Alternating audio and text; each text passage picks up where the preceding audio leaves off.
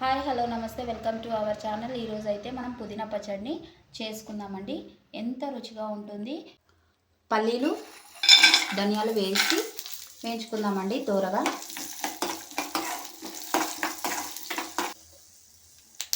కొద్దిగా జీలకర్ర వేసి వేయించుకుందాము. ఓకే అండి, ఇవి ప్లేట్లోకి తీసుకుందాము. వేగాయి.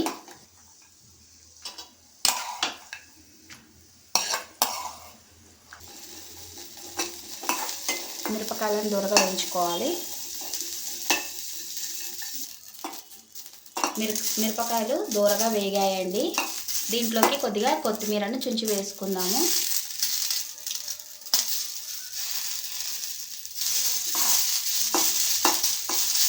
వీటిని ఒక బౌల్లోకి తీసుకుందాము. వేగాయి కదా.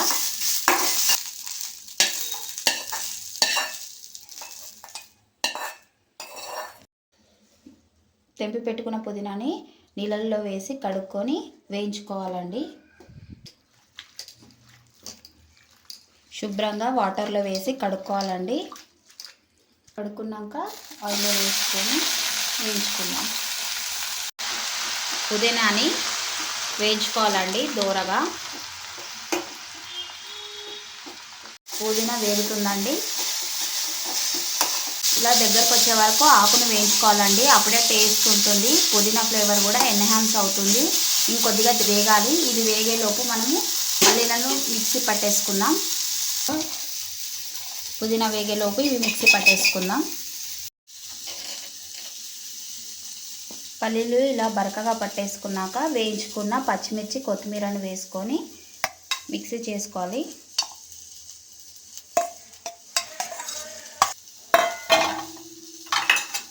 దీంట్లోకి వెల్లుల్లిపాయ రెబ్బలను వేసుకుందాం.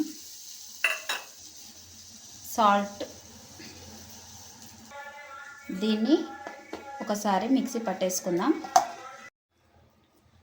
పుదీనా వేగింది. ఇప్పుడు మిక్సీ పట్టుకున్న ఈ పచ్చిమిర్చి పల్లీ పేస్ట్లోకి వేసుకుందాము.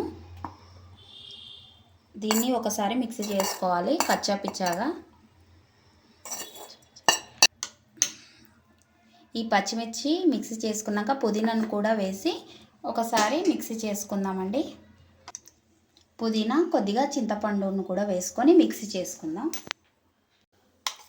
మిక్సీ పట్టుకున్న ఈ పుదీనా చట్నీని ఒక సర్వింగ్ బౌల్లో తీసుకుంటున్నాను.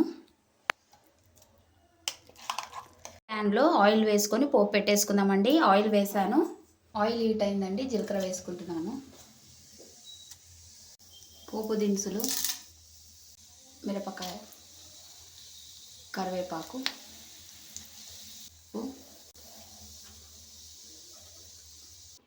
పోపుని పుదీనా చట్నీలోకి వేసుకున్నామండి.